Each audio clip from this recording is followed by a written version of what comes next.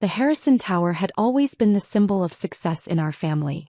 32 floors of luxury apartments overlooking the bay with a doorman, a gym, a rooftop pool, and the kind of marble lobby that made you feel like you'd made it the moment you walked through the doors.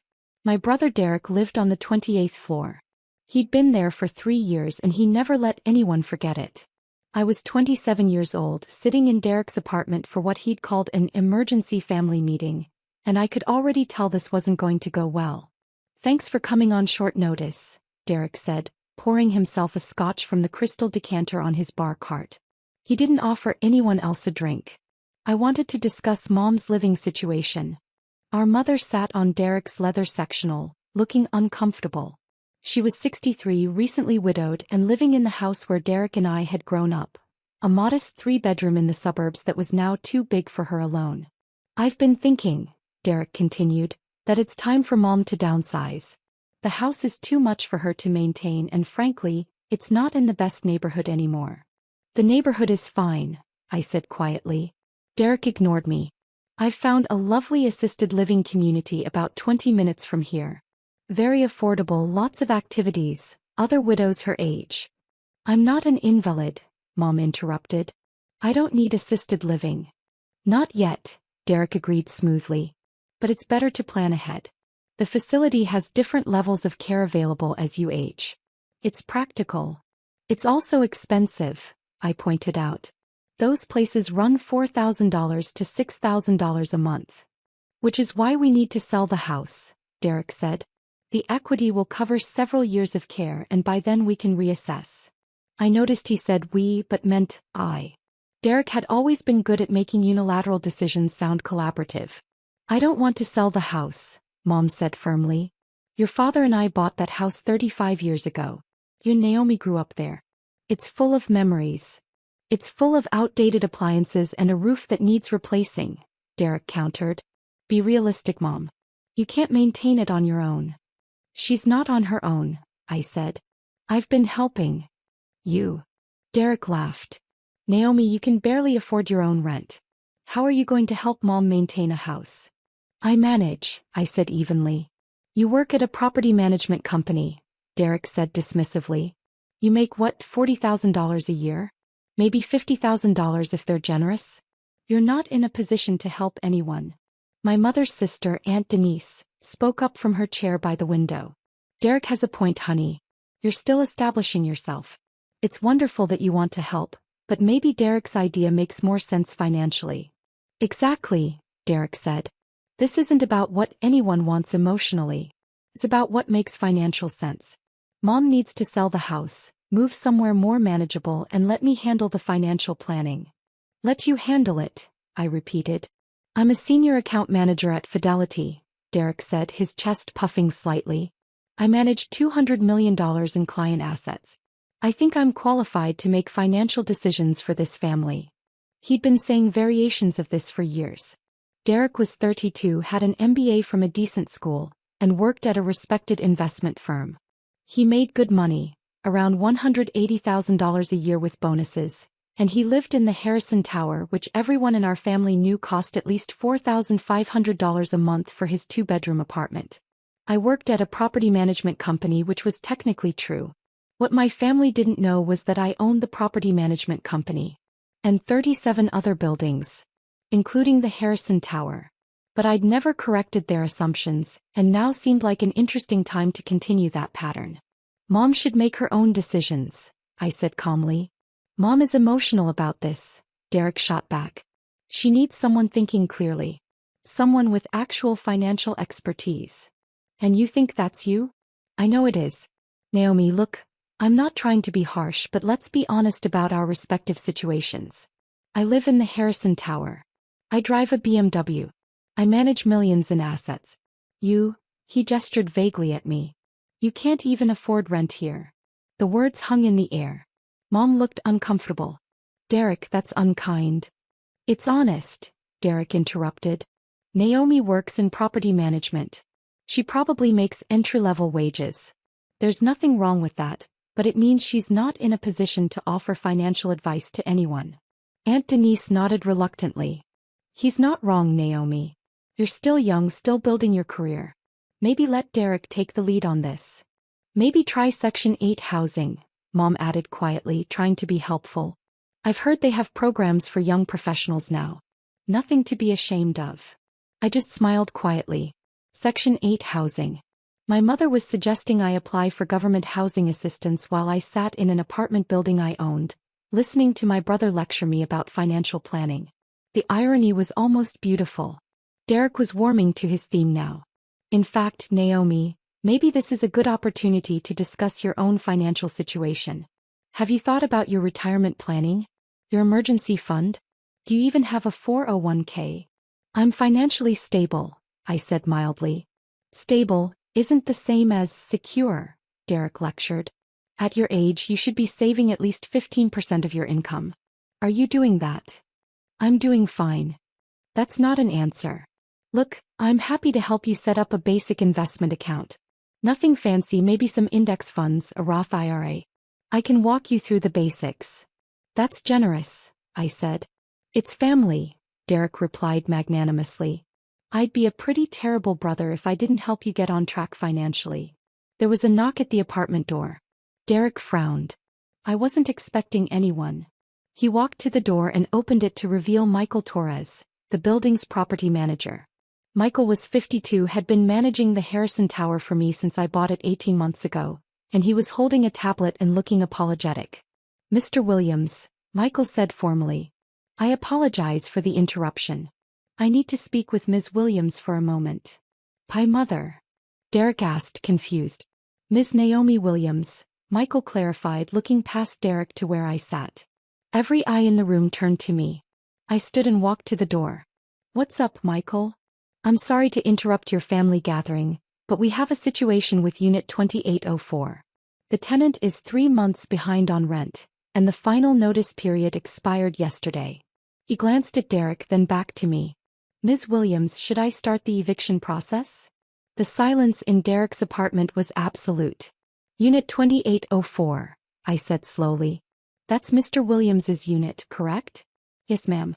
Derek Williams. 3 months overdue. That's $13,500 in back rent plus late fees. Derek had gone pale. There must be some mistake. I'm current on my rent. I paid last month. You paid 2 months ago, Michael corrected, consulting his tablet. August rent was paid on August 3rd. September and October went unpaid, and November's payment was due 5 days ago. That's impossible. I have autopay set up. Your bank rejected the September payment due to insufficient funds. Michael said professionally. We sent a notice to your email and to your physical mailbox. When September remained unpaid through the end of the month, we sent a formal demand letter for both September and October. That was ignored as well. Derek was frantically pulling out his phone. This is a mistake. I'll call my bank.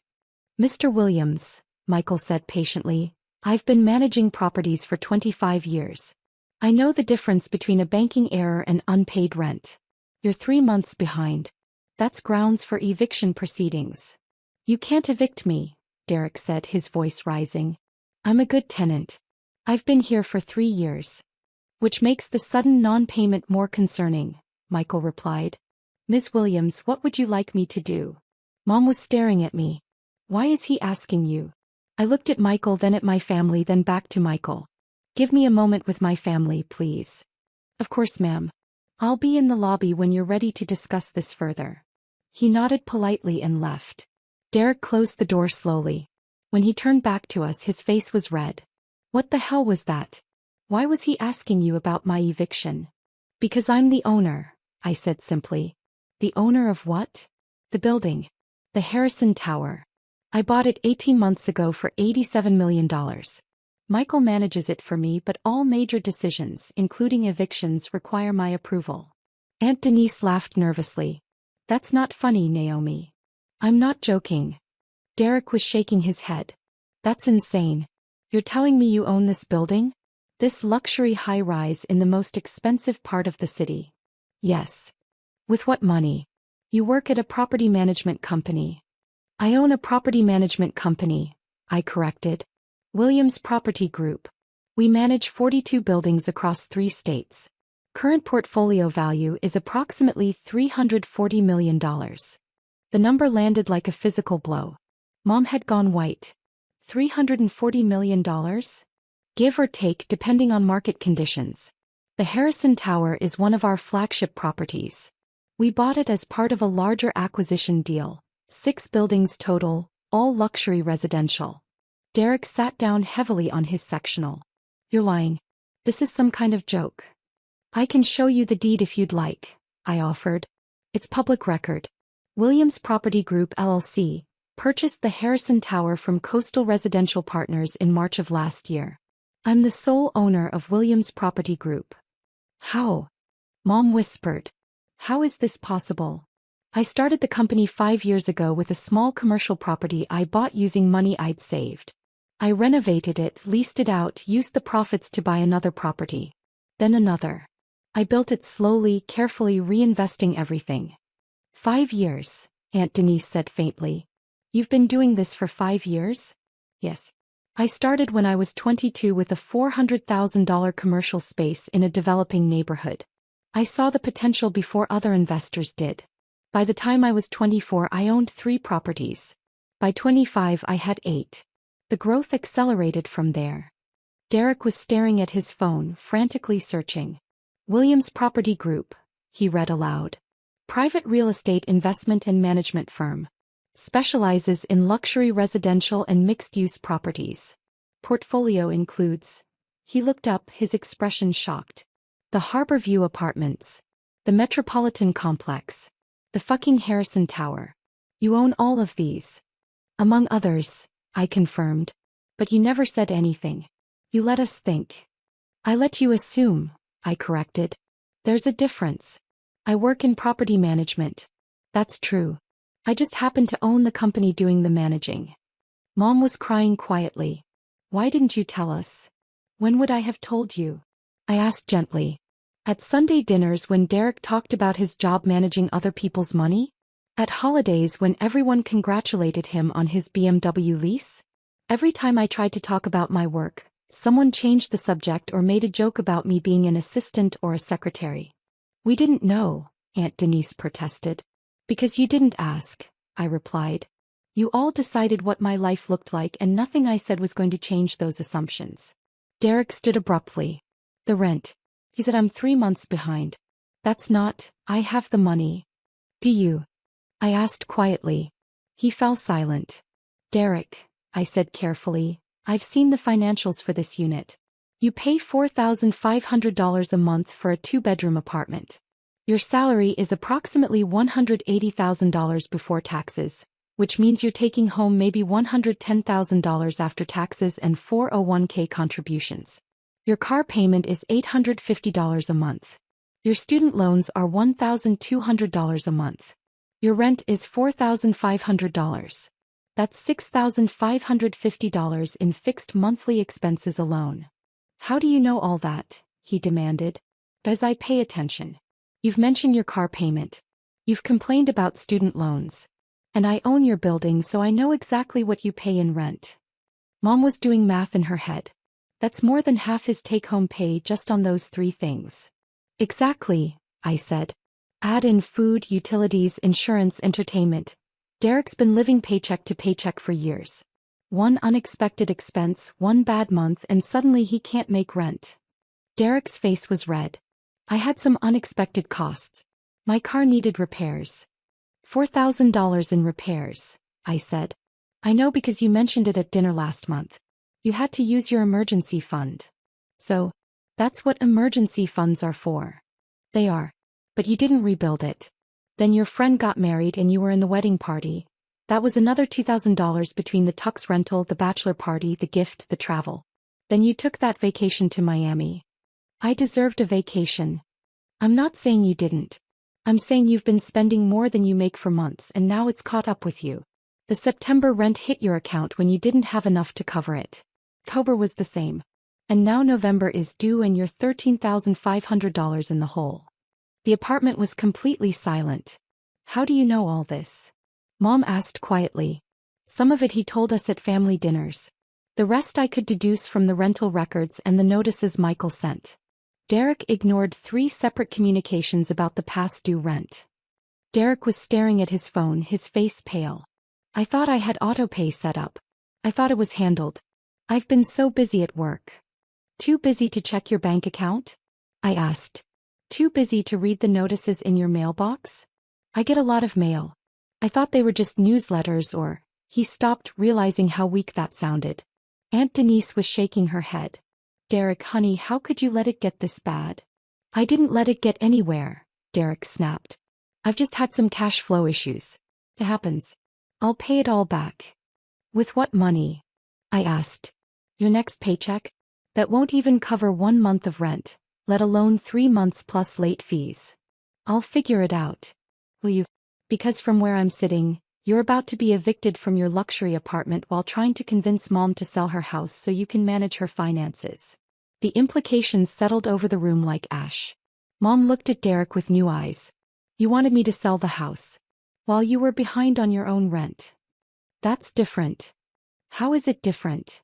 Mom demanded. You stood here and told Naomi she couldn't afford to live in this building while you're 3 months behind on rent. You lectured her about financial planning while you're facing eviction. I'm not facing eviction, Derek said desperately.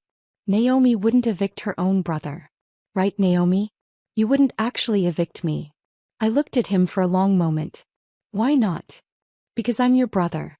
Because we're family. We are family, I agreed. But this is business. You've violated the terms of your lease. You've ignored multiple notices. You've failed to pay $13,500 in rent. Those are grounds for eviction regardless of who you're related to. You can't be serious. I'm very serious. I have 42 buildings to manage, Derek. Hundreds of tenants. If I make exceptions for family, word gets out. Standards slip. The business suffers. So what, you're going to evict me? Put me out on the street. I'm going to enforce the terms of your lease, I said calmly. What happens next depends on you. Derek's hands were shaking. I don't have $13,500. I don't know where I'd get it. You could sell your car, I suggested. That BMW is worth at least $35,000. That would cover your back rent and give you a cushion while you figure out a more sustainable living situation. Sell my car? Are you insane? I need that for work. You work downtown where public transit is excellent, I countered. You don't need a $70,000 car. You want it? There's a difference. This is unbelievable, Derek said, his voice rising. My own sister is going to evict me because I had a few bad months. 3 months, I corrected. And it's not because you had bad months. It's because you've been living beyond your means for years, and instead of adjusting your lifestyle when reality caught up with you, you ignored the problem until it became a crisis. Mom was watching this exchange with growing concern. Naomi, you can't actually evict your brother. I can, I said. And legally I probably should. But I'm willing to offer an alternative. Derek looked up hopeful.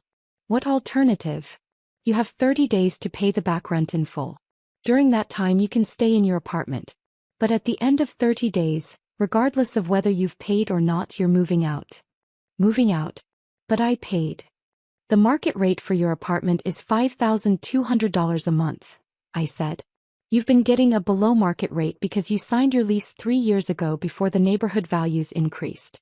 But you can't afford even the discounted rate. You certainly can't afford market rate. So you're kicking me out anyway.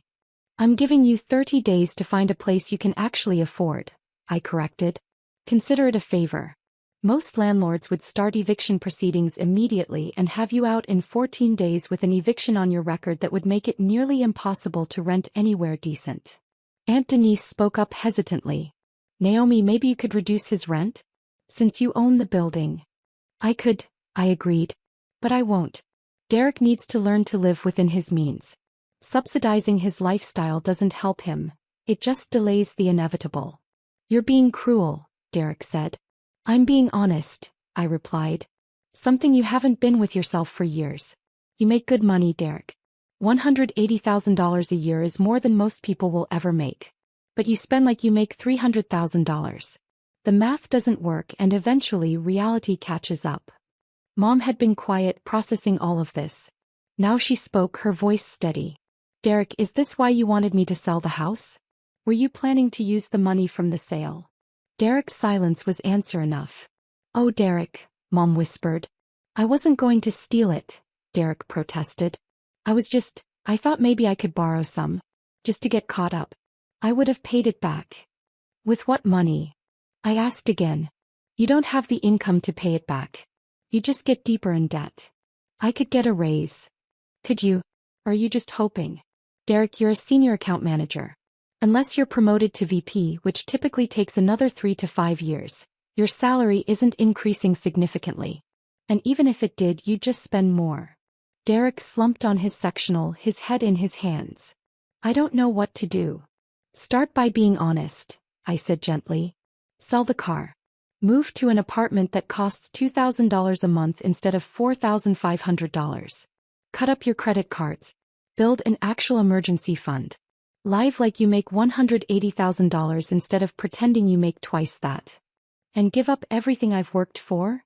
You haven't worked for any of it, you've borrowed for it, I said. The car is leased. The apartment is rented. The lifestyle is financed. None of it is actually yours, Derek. It's all just expensive borrowed time. The truth of that statement settled over him visibly. Mom stood and walked to the window looking out at the city lights. Naomi, this building you own, what's it worth? The Harrison Tower. Current market value is approximately $105 million. We paid $87 million 18 months ago and put another $6 million into renovations and upgrades. It's appreciated nicely. $105 million, Mom repeated softly. And Derek lives here. In your building. Paying rent to you. Technically paying rent to Williams Property Group, but yes. I've known he was behind on rent for 6 weeks. Michael wanted to start eviction proceedings immediately, but I asked him to wait. I wanted to see if Derek would reach out to me, maybe ask for help or advice. But I didn't, Derek said hollowly. No. Instead, you called an emergency family meeting to tell Mom she should sell her house so you could manage her finances. Finances you would have likely mismanaged into covering your own debts. Derek didn't deny it. Aunt Denise was looking at me with new respect. You're very different than I thought, Naomi. I'm exactly who I've always been, I replied. You all just made assumptions. Mom turned from the window. The house. You said Derek wanted me to sell it. What do you think I should do? What do you want to do? I asked. I want to stay in my home. But Derek's right that it needs work. The roof, the furnace is old, the kitchen could use updating. What if I bought the house from you? I suggested. Fair market value. Probably around $380,000 in the current market. You could take that money and invest it, live off the returns. Then I'd lease the house back to you for $1,200 a month, which would cover my costs for maintenance and taxes. You'd still live there, but all the upkeep would be my responsibility. Mom's eyes widened. You'd do that. It's good business. The neighborhood is appreciating. I've been looking at properties there anyway. And it gives you financial security while letting you stay in your home. That's very generous. It's practical, I corrected. You get security and stability. I get a good investment property. Everyone benefits. What about me? Derek asked quietly. What happens to me? I looked at my brother. At his expensive apartment he couldn't afford, his luxury car he didn't need, his carefully constructed image of success that was built on sand and credit. You have a choice, I said. You can be angry at me for being honest. You can blame me for your situation. You can go tell everyone that your sister is heartless for evicting you. Or what? Or you can use this as a wake-up call. Sell the car. Move somewhere affordable. Build actual wealth instead of the appearance of wealth. In 5 years you could own a home. You could have real savings. You could be genuinely successful instead of just looking successful. And in the meantime? In the meantime you have 30 days to pay your back rent and find a new place. I'll give you a positive reference letter despite the late payments. I'll even help you find an apartment in one of my other buildings if you want. Something you can actually afford. Derek was quiet for a long moment. Then, what would it cost? An apartment I could afford in one of your buildings. I have a 1-bedroom in the Riverside complex for $1,800 a month. It's nice, not as nice as this but nice. Good neighborhood, good transit access, and the rent is less than half what you're paying now. $1,800 a month, Derek repeated. That's affordable, I finished. On your actual salary with room for savings and emergencies and building real financial security. He nodded slowly. Can I see it? I'll have Michael set up a showing tomorrow. Mom was smiling through tears. You're taking care of both of us. I'm being practical, I said. But I smiled back. Aunt Denise stood, gathering her purse. I think I should go. This is a lot to process. Naomi, I'm sorry for underestimating you. You're not the first, I said. Probably won't be the last. After Aunt Denise left, the three of us sat in Derek's apartment. My apartment, technically, in complicated silence. I feel like an idiot, Derek said finally. You're not an idiot, I replied. You're someone who made some bad financial decisions. It happens. The question is whether you learn from them. I can't believe you own this building. I've been living in your building for 18 months and had no idea. I bought it while you were living here. Your lease transferred to Williams Property Group, but I instructed Michael to keep all the management interactions professional and impersonal. I didn't want family dynamics interfering with business operations. Until today. Until you tried to convince Mom to sell her house so you could solve your financial problems with her equity, I corrected. That's where family and business collided. Derek nodded slowly. The back rent. I don't have $13,500. Even if I sell the car tomorrow, it'll take time to find a buyer and... I'll waive it, I said. Both Derek and Mom stared at me. You'll what? Derek asked. I'll waive the back rent. Consider it a one-time family favor. But the 30-day move-out still stands. And Derek, if you move into the Riverside Complex apartment, I expect rent on time every time. No exceptions. Why would you waive it? He asked suspiciously. Because you're my brother, and despite everything, I don't want to see you fail. But I also won't enable you to keep making bad decisions. So I'm giving you a clean slate and a manageable living situation.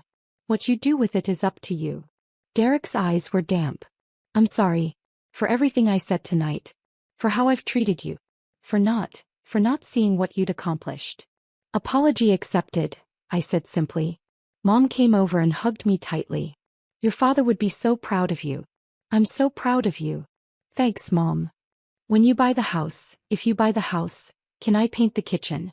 I've always wanted a light blue kitchen. I laughed. It's your house, Mom. Paint it any color you want. I'll even hire the painters.